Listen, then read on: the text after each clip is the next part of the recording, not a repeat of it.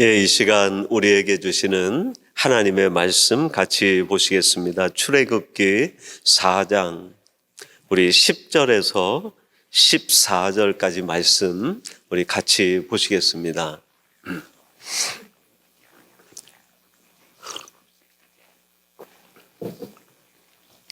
출애굽기 4장 10절에서 14절까지 말씀 우리 한 절씩 교독하시고 마지막 절 14절 말씀 같이 봉독하도록 하겠습니다. 제가 10절 말씀 먼저 봉독해 드리겠습니다.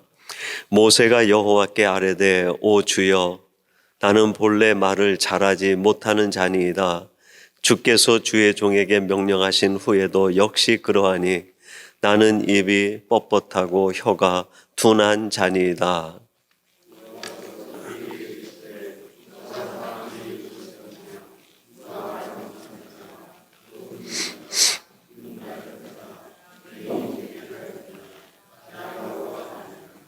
이제 가라. 내가 내 입과 함께 있어서 할 말을 가르치리라.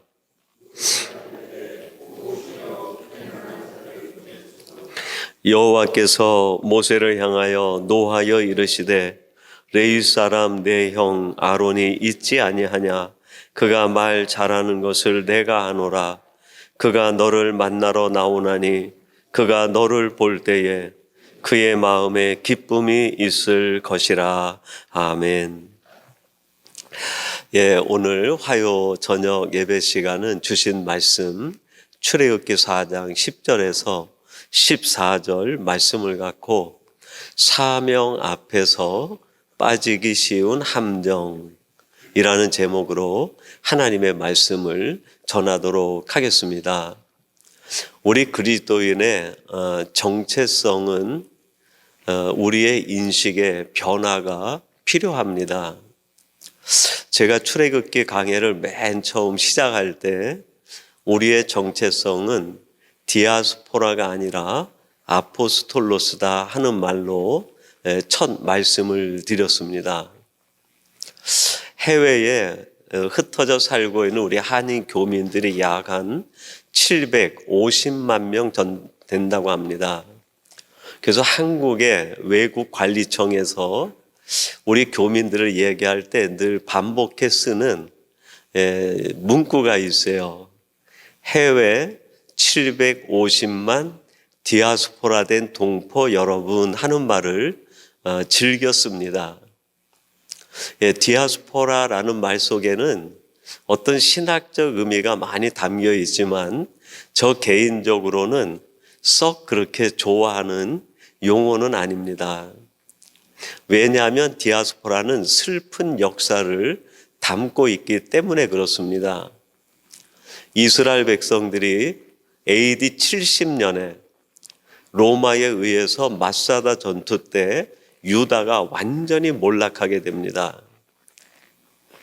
그때 이스라엘 백성들이 전 세계에 흩어지게 되는 본격적인 디아스포라의 역사가 시작이 됩니다. 물론 구약으로 거슬러 올라가면 주전 605년에 바벨론에 의하여 남쪽 유다가 멸망하면서 많은 사람들이 바벨론에 포로로 끌려가게 됩니다. 구약의 개념으로는 그것이 디아스포라의 시작이겠지만 그거는 포로로 끌려간 것이고 실제 전 세계에 이스라엘 백성들의 디아스포라가 시작된 것은 AD 70년 마사다 전투 이후라고 할 수 있겠습니다. 그들이 고국을 떠나고 싶어서 떠난 것이 아니라 타의에 의해서 물리적인 힘에 의해서 떠날 수밖에 없는 디아스포라의 삶이 시작이 된 거예요. 그래서 유대인들에게 있어서 디아스포라는 슬픈 역사입니다. 거기에는 패배감이 담겨 있고 열등의식이 담겨 있어요. 그리고 디아스포라들이 흩어져 있는 그곳에선 생존해야 되겠다라고 하는 생존의식이 아주 강합니다. 근데 우리들은 이렇게 먼 외국에 나와 있지만 우리는 디아스포라가 아니다. 성경적 관점에 보면 우리는 하나님의 보냄받은 사람들이에요. 그것이 헬라어로 아포스톨로스라는 단어입니다. 사도라는 뜻이에요. 우리들이 디아스포라라는 자기 인식을 갖게 되면 내 마음이 벌써 슬퍼지기 시작을 해요. 내가 여기 왜 왔지? 뭔가 내가 힘에 의해서 밀려가지고 온 것 같은 패배감이 들 때도 있고, 뭔가 열등의식에 사로잡힐 때도 있고, 마음이 답답해질 때가 있어요. 그리고 내가 어떻게 쓰든지 여기에서 살아남아야지라고 하는 생존의식이 나를 지배하게 됩니다. 근데 하나님이 우리를 어떤 목적이 있어서 이곳에 보내셨다라고 하는 아포스톨로스의 인식의 변화를 갖게 되면 내가 여기에 있는 것에 자존감이 생겨요. 하나님이 나를 지명하여 이곳에 보내셨구나. 하나님이 나에 대해 어떤 목적의식을 가지고 계시고 하나님이 나를 통해서 기대하는 것이 있구나 하는 것이 느껴지게 돼요. 힘들고 어렵지만 하나님이 나를 통해 이루시고자 하시는 것을 이루고자 하는 갈망이 생겨요. 그리고 그 갈망이 내게 강하게 밀려오게 되면 설레임으로 바뀝니다. 이거를 우리가 다른 말로 얘기하면 사명 의식이라고도 얘기할 수 있어요. 모세가 그 애굽에서 40년 살 동안에는 어떤 자의식을 가지고 살았을까요? 디아스포라의 자의식을 갖고 살았던. 태어나서 울음소리가 커지게 되니까 어머니와 더 있지 못하고 갈대 상자를 만들어서 모세를 거기에 뉘어가지고 나일강에 띄어보낸 거예요. 타이에 의해서 나일강에 떠내려간 거예요. 디아스포라죠.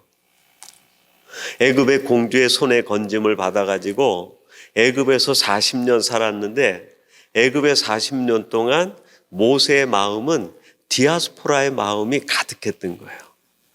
아포스톨로스의 마음이 없었어요. 내가 왜 여기 와 있지? 나는 히브리 사람인데 왜 내가 여기 살아야 되지? 그 마음이 모세의 마음을 얼마나 누르고 눌렀는지 몰라요. 그게 풀리지 않았는데 그 미디안 광야에 40년 동안 살면서 마지막에 호렙산의 가시떨기 나무에 붙어있는 하나님의 임재를 경험하고 난 뒤에 자의식이 바뀌어요. 뭘로 바뀌었죠? 아, 나는 아포스톨로스였구나. 하나님이 특별한 목적과 계획과 뜻이 있어서 나를 이렇게 지으시고 훈련하시고 이제 하나님이 나를 보내시려고 하시는구나. 자의식의 변화가 생기는 거예요. 그리스도인의 정체성은 이 변화가 있어야 됩니다. 내가 예수를 믿기 전에는 내가 누군지 몰라요. 내가 여기 왜 왔지? 내가 누군가의 힘의 타의에 의해서 밀려온 것 같고 뭔가 내가 원하는 삶이 아니라 그냥 쫓겨가고 밀려가는 삶을 사는 것과 같은 답답함이 나를 지배해요. 근데 주님을 알고 난 뒤에 변하는 게 있어요. 그게 뭐야? 아, 나는 특별한 목적이 있어서 이곳에 보냄받은 사람이구나. 사도행전에 나오는 사도 바울도 이런 인식의 변화를 갖게 됩니다. 그가 다메섹 넘어가면서 주님을 빛 가운데 만나기 전에는 디아스포라였어요. 말 그대로. AD 70년부터 디아스포라의 역사가 시작되고 그 전부터 유대인들이 흩어져 살다가 헬라 갑바도기에 살던 이 사도 바울이 돌아 디아스포라가 예루살렘에 온 거예요. 나는 유대인의 혈통으로서 저 헬라 문학에 정통하여 그쪽에 살다가 내가 지금 이쪽에 왔다고 자기의 디아스포라 얘기를 해요. 그러다 보니까 내가 어떻게든지 여기에서 생존해야겠다라는 의식이 다른 사람보다 더 강했던 거예요. 근데 그 다메섹 도상에서 주님을 만나고 난 뒤에 의식의 전환이 일어나요. 아, 나는 디아스포라가 아니었구나. 이방인의 구원을 위하여, 복음을 위하여 택정함을 입은 사도였구나. 그걸 발견하면서 로마서 1장 1절에서 뭐라 그래요? 복음을 위하여 택정함을 입은 나 바울 사도는 내가 아포스톨로스라는 거예요. 이 의식의 전환이 일어나는 그때부터 우리의 인생은 새로운 변화를 맞이하게 됩니다. 근데 예수님을 내가 믿는다 하면서도 여전히 디아스포라의 의식에 사로잡혀 있으면 삶의 변화는 안 일어나요. 예수를 믿기 때문에 구원은 얻을 수 있어요. 그러나 여전히 삶은 디아스포라적인 삶에서 벗어날 수가 없는 거예요. 마음이 늘 힘들고 답답하고 뭔가 패배의식과 열등의식에 사로잡혀서 벗어나지를 못하는. 근데 하나님이 나를 보내셨다라고 하는 이 아포스톨로스의 의식으로 변환이 일어나면 여전히 내 삶은 힘들 수 있어요. 근데 내 마음의 자세가 달라지게 돼요. 내가 하는 일에 의미가 부여지게 돼요. 전에는 내가 하는 일이 힘들고 지겨웠을지 몰라도 사도라는 내 아포스톨로스는 의식이 바뀌게 되면 지금 내가 하는 이 일이 얼마나 기쁘고 행복한지 몰라요. 그 일을 통해서 만나는 모든 사람들이 하나님이 내게 커넥션 시켜주시는 사람들로 느껴지는, 내 하루하루가 하나님이 주시는 정말 프레젠트, 선물처럼 느껴져요. 오늘 하나님이 어떤 일을 하실까? 막 기대감이 생기는 거예요.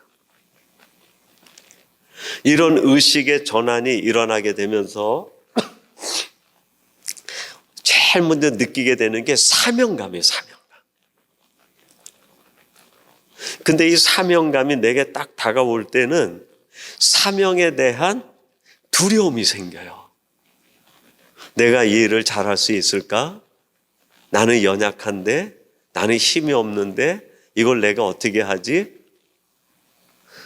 내게 아포스톨로스라고 하는 의식의 변환이 일어나면 내가 해야 될 일들이 느껴지게 되고 사명의식이 생겨요. 더불어서 사명 앞에서의 불안감과 두려움이 찾아와요. 모세도 그랬어요. 우리들도 역시 이걸 느끼게 되면 그 앞에서 주저하게 돼요.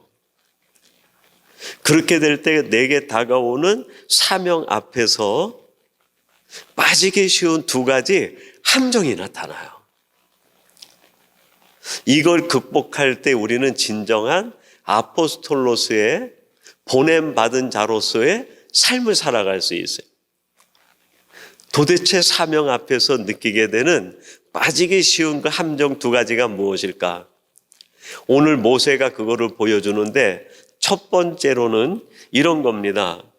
나의 힘으로 하려는 생각이 내 안에 확 사로잡히게 돼요. 여러분, 오늘 본문 10절입니다. 10절 말씀 우리 같이 한번 봉독해 보겠습니다. 10절 말씀 같이 봅니다. 시작. 모세가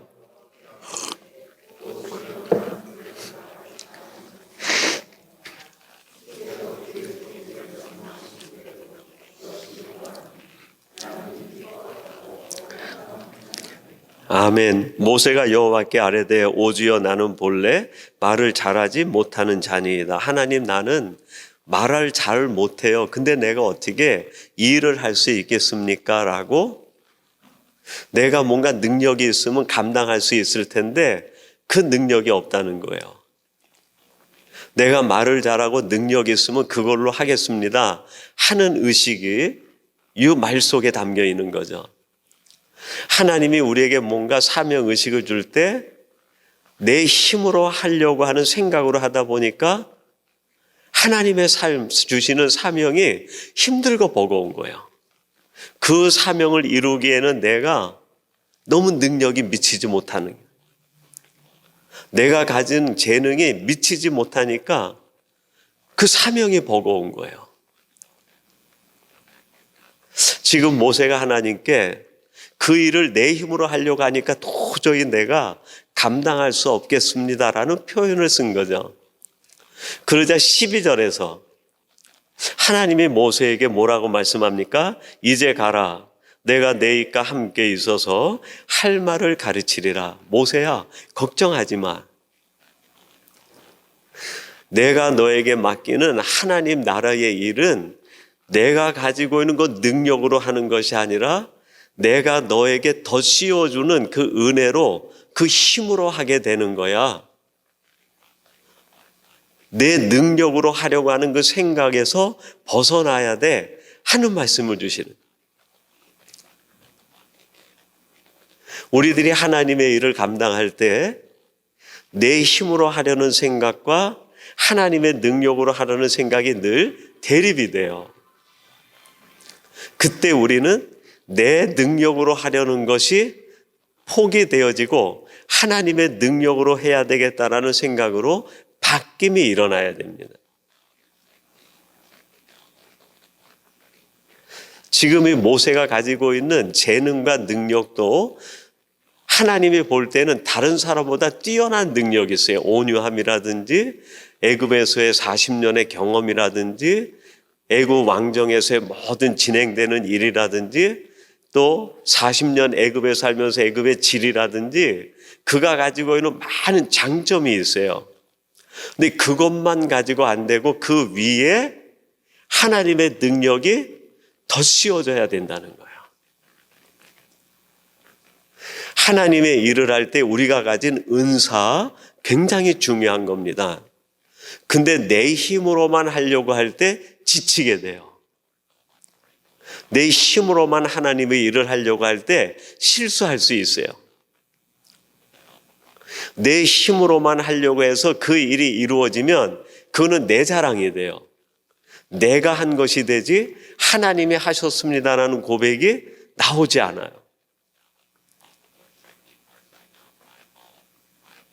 내가 가진 능력 위에 하나님의 능력이 더 씌워서 하나님의 일이 진행될 때 거기에 감사가 있는 거예요.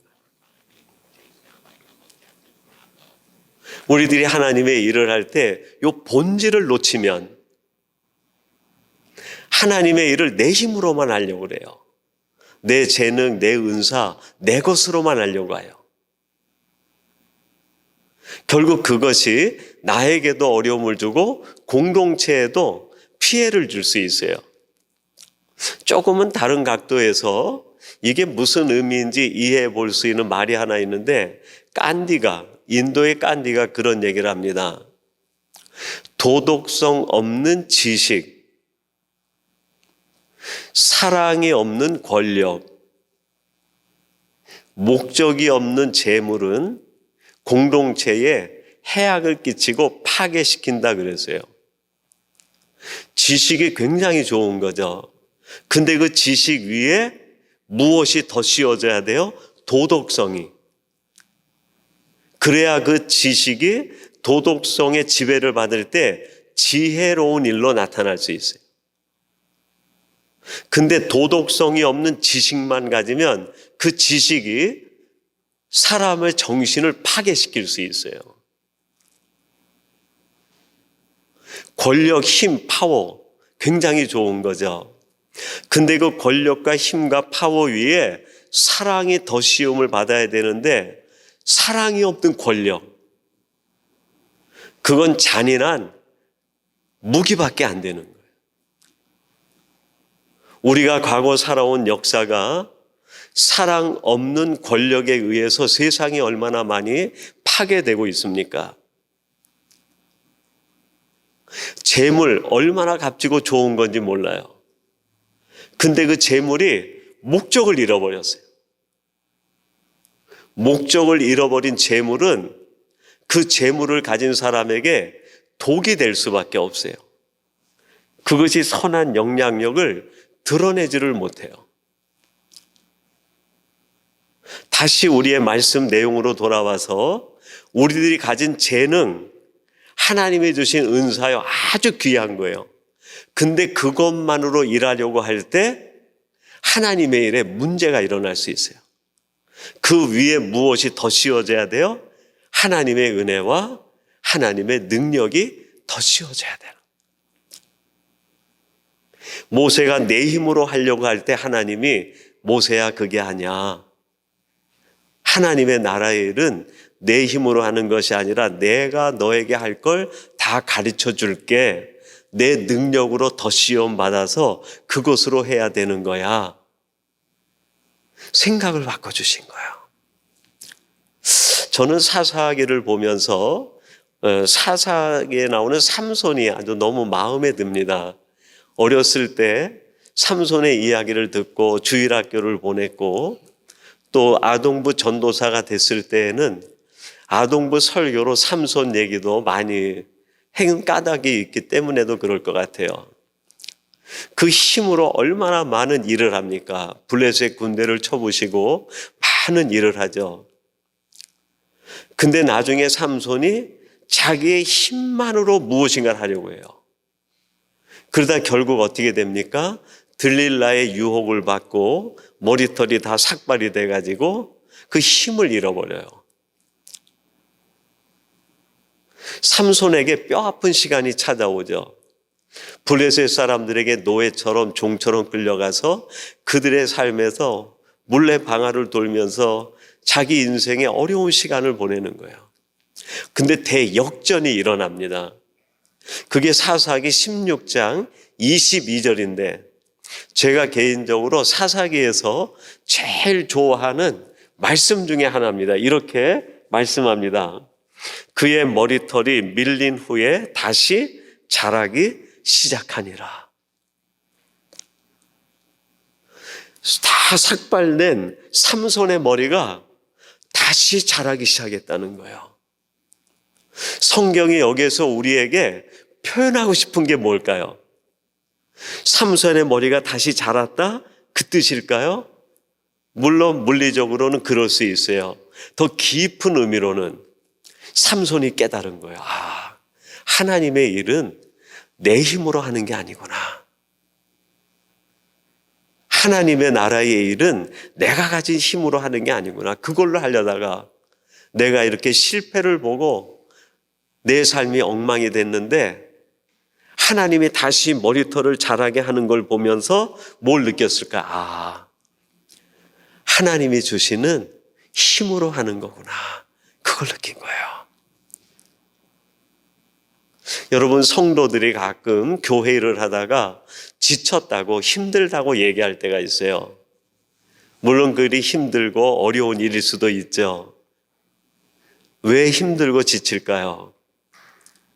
내 힘으로만 하려고 할 때 교회 일이 힘들 수 있어요. 근데 거기에 하나님의 능력이 임하고 삼손의 머리카락이 다시 자란 것처럼 하나님의 은혜가 임해서 그 일을 하게 되면 일은 힘든데 얼마나 행복한지 몰라요. 그 일을 할 수 있다는 것 자체가 얼마나 큰 기쁨인지 몰라요. 이 모세가 지금 빠지기 쉬운 하나님의 일, 사명 앞에서 내 힘으로 해야지 하는 그 생각을 바꿔주시는 거예요. 모세야, 하나님의 일, 나의 일은 내 힘으로 하는 것이 아니라 그 위에 나의 능력, 은혜, 하나님의 영이 더 씌움 받아서 해야 되는 거야. 두 번째, 사명자가 빠지기 쉬운 함정이 있는데 적당히 회피하려는 생각이에요. 사명이 버겁고 또 내가 겸손한 마음으로 사명을 좀 물러볼까 하는 생각이 들 수 있는데 하나님이 우리에게 무엇인가를 맡길 때에는 이미 하나님이 우리를 다 아시는 거예요. 내가 어떤 사람인지 어떤 상태인지 내가 지금 어떤 상황에 있는지 다 알면서도 그럼에도 불구하고 하나님이 내게 일을 맡기신 거예요. 그래서 그 자세, 그 일 앞에서는 아멘 하는 자세가 필요해요. 근데 때때로 우리들이 그 사명이 부담스러우니까 적당히 회피하려고 하는 생각이 들 때가 있어요. 지금 모세가 두 번째 그런 함정에 빠지는 거예요. 13절 말씀 우리 같이 한번 읽어보겠습니다. 13절 시작.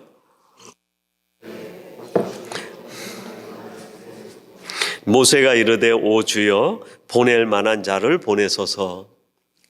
하나님께서 내가 할 말을 다 가르쳐주고 내가 너에게 능력을 씌워주겠다 했는데도 13절에 보니까 하나님 그래도 나 말고 보낼 만한 사람을 찾으시죠. 적당히 회피하려고 하는 거예요. 하나님이 가장 싫어하는 게 뭘까요? 적당히 회피하려고 하는 생각을 하나님은 가장 싫어하세요. 14절 상반절에 하나님께서 이런 모세에게 이렇게 아주 노를 바라십니다. 여호와께서 모세를 향하여 노하여 이르시되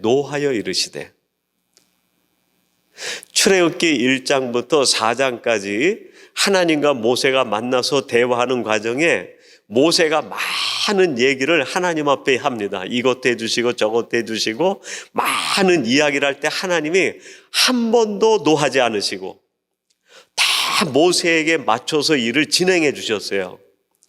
근데 유일하게 하나님이 노하시는 때 분노하시는 게 있어요. 그게 뭘까요? 적당히 회피하려고 할 때. 하나님이 우리에게 맡겨주시는 그 일 앞에서 우리에게는 적당히 회피하는 것이 아니라 나는 약하지만 하나님의 능력에 더 지움 받아서 내가 감당하겠습니다 하는 아멘의 자세가 필요한 거예요. 14절 하반절에 이렇게 말씀합니다. 레위 사람 내 형 아론이 있지 아니하냐 그가 말 잘하는 것을 내가 아노라. 그가 너를 만나러 나오나니 그가 너를 볼 때에 그의 마음에 기쁨이 있을 것이라. 다른 사람을 보내소서 그랬는데 하나님이 분노하신 뒤에 14절 하반절에 뭐라고 말합니까? 내가 너를 사명자로 보내기 때에는 이미 이 모든 일에 준비를 하고 계시다는 거예요. 철저하게. 내가 너에게 주는 이 사명을 위해서 내가 준비한 것이 무엇인지 한번 말해줄까 하는 게 14절 하반절이에요.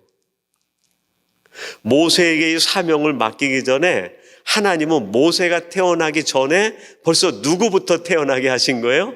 그의 형 아론부터 준비해 놓은 거예요.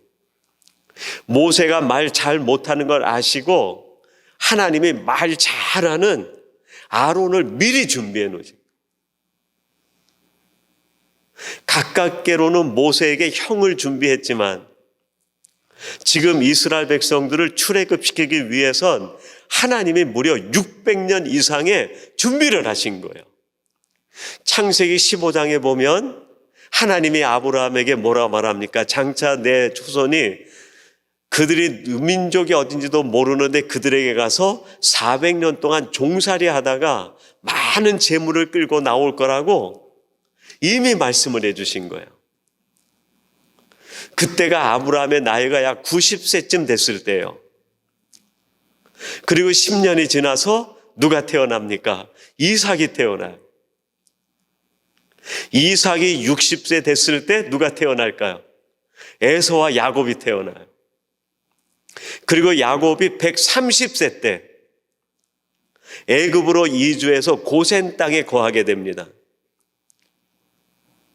하나님이 이스라엘 백성들을 애굽에서 빼어날 것을 아브라함에게 이야기한 때부터 출애굽하는 그때까지가 전부 합치면 약 630년 정도 돼요.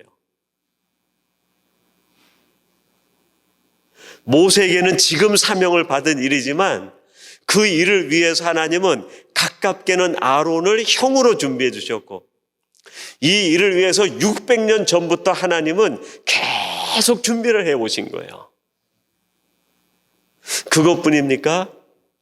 애굽에 있는 이스라엘 백성들이 장정만 60만 명이 되도록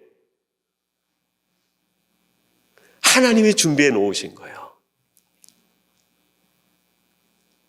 지금 하나님께서 모세에게 이 이야기를 들려주시는 까닭이 뭘까요? 모세야, 사명이 힘든 거 알아.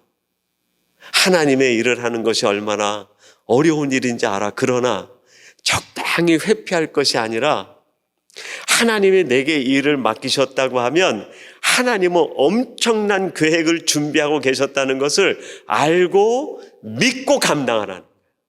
이게 믿음인 거예요. 내 눈에는 어려움만 보여. 내 눈에는 부담만 보이고 내 눈에는 저 바로만 보이고 무서운 애국 군사들만 보여요. 그것 때문에 회피하는 것이 아니라 믿음이란 내 눈에 보이지 않지만 하나님이 600년부터 준비하신 하나님의 계획, 이 일을 위하여 나를 위해 형을 준비해 놓으신 하나님의 세밀한 계획, 그걸 믿는 거예요. 저는 지금 여러분 한 사람 한 사람에게 하나님은 모세에게 이런 예비하심을 가진 것처럼 여러분에게도 이러한 철저하게 맞춤형 예비하심과 준비하심이 여러분에게도 있다고 확실히 믿습니다. 모세에게만 이렇게 준비해 주신 게 아니에요. 저에게도 준비해 주시고 여러분에게도 준비하시고 우리 중앙교회를 위해서도 하나님은 놀라운 계획을 준비하고 예비하고 계신 줄로 믿습니다.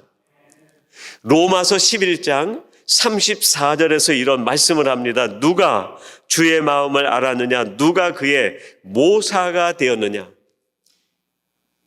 반어로 되어 있는데 이거를 긍정으로 바뀌면 하나님의 계획을 아는 사람이 누구고 하나님의 마음을 아는 사람이 누구냐?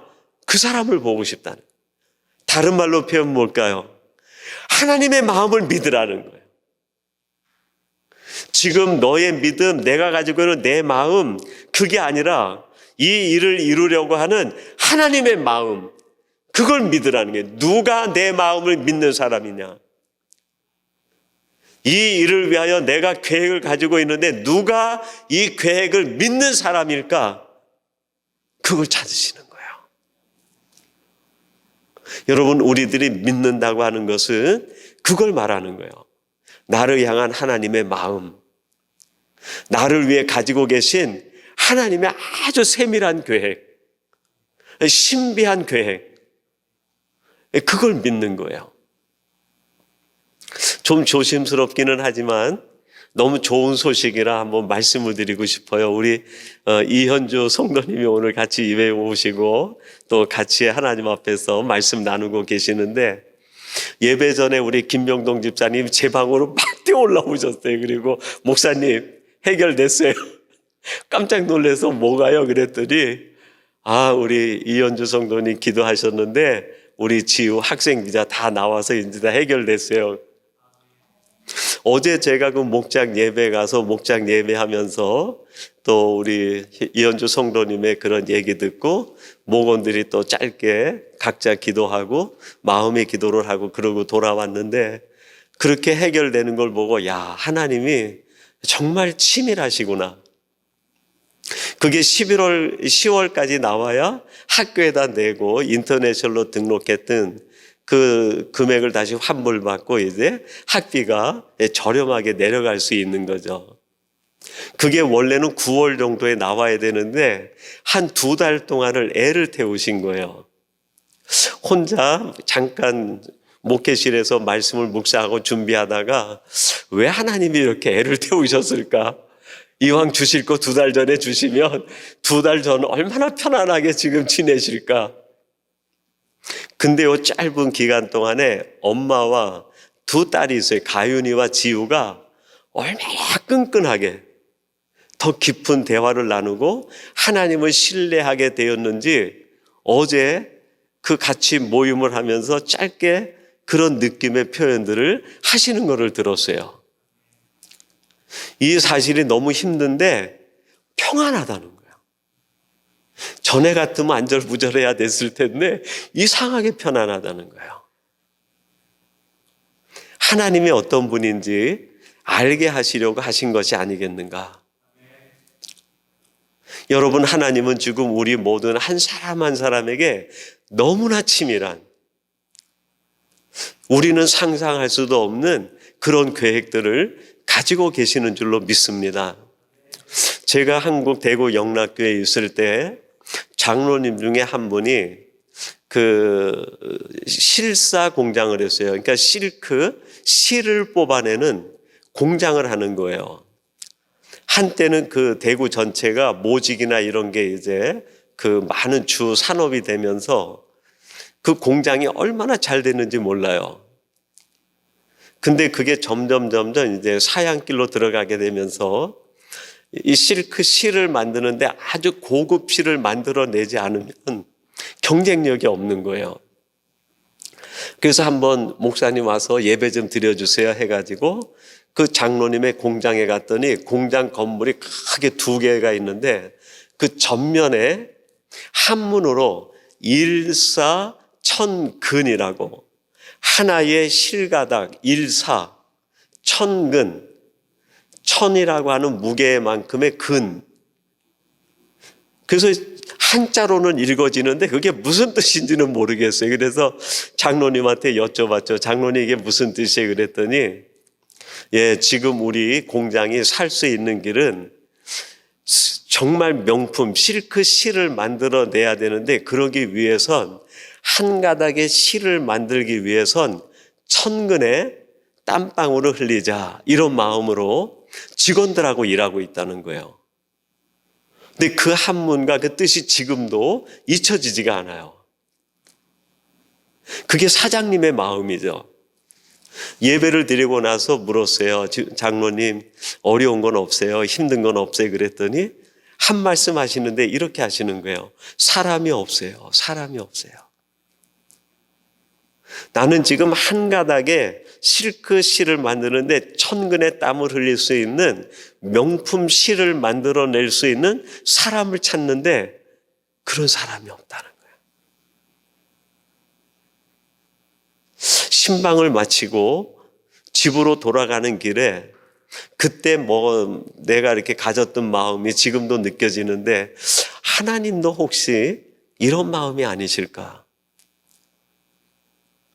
뭔가 하나님의 사명을 맡기고 하나님의 일을 맡길 사람을 찾는데, 하나님은 지금 일사천근, 한 가닥의 실을 만들기 위해서 천근의 땀방울 흘릴 수 있는 사람을 찾고 있는데 안 보이는 거예요.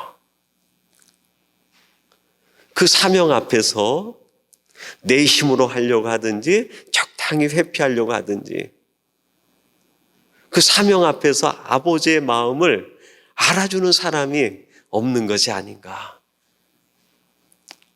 여러분, 이제 세상 온 천지가 다 그런 사람으로 가득하다 하더라도 오늘 예배하는 저와 여러분만큼은 아버지가 가지고 계신 그 마음이 무엇인지 헤아려 정말 하나님이 우리에게 어떤 일을 맡겨주시든 그 일이 무엇이든 아멘 하는 마음으로 하나님의 계획하신 바를 믿고 그 일을 감당할 때 하나님의 영광이 되고 우리에겐 최고의 기쁨이 될 줄로 믿습니다. 여러분들이 이러한 마음으로 디아스포라가 아니라 아포스톨로스적인 사명감을 갖고 살아가는 우리 귀한 성도님들이 되시기를 주님의 이름으로 축원합니다. 우리 같이 기도하겠습니다.